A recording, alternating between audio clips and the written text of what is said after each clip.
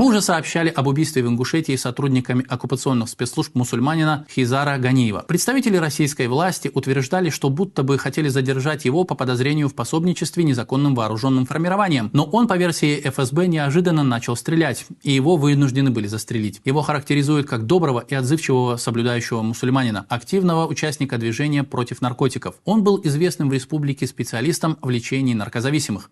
Он также руководил благотворительной группой Сабр Сунджа. Пресс-секретарь Комитета ингушской независимости Руслан Яулой так прокомментировал убийство Ганиева.